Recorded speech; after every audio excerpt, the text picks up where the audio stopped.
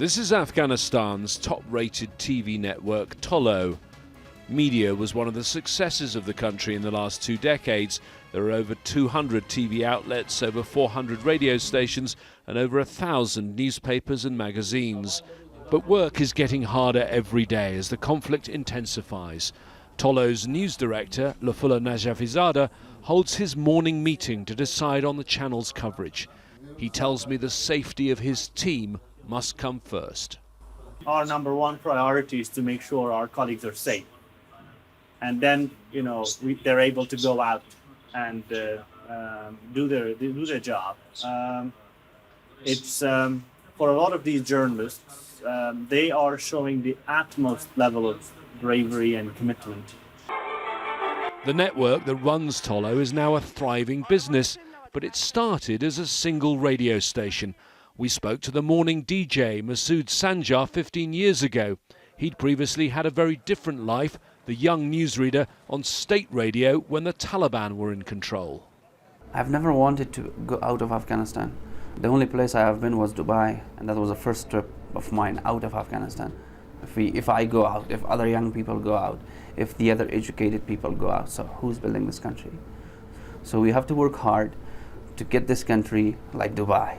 That's my dream, really.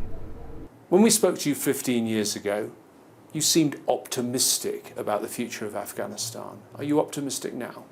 Unfortunately, I would say no, because the 2006, 7, 5, I would say we were seeing Afghanistan differently. There were no Taliban, there were no fightings. There were a lot of money in the market. There were a lot of, I think, energy in the country for the progress, which is not anymore. When the Taliban ran the country in the 1990s, watching television or holding a musical performance like this was strictly banned.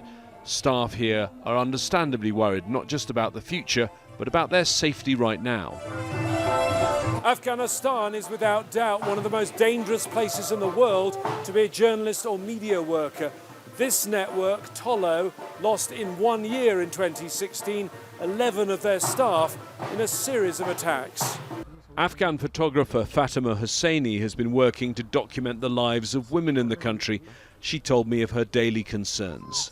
I got so many messages on my Twitter, Instagram, and so many of the Taliban members started following me and send me messages that what are you doing and why you are showing women like this, Afghan women are not like this, and especially my gender and my ethnicity make me a double target. The media sector in Afghanistan, once a success story, now faces an uncertain and dangerous future. James Bays, Al Jazeera, Kabul.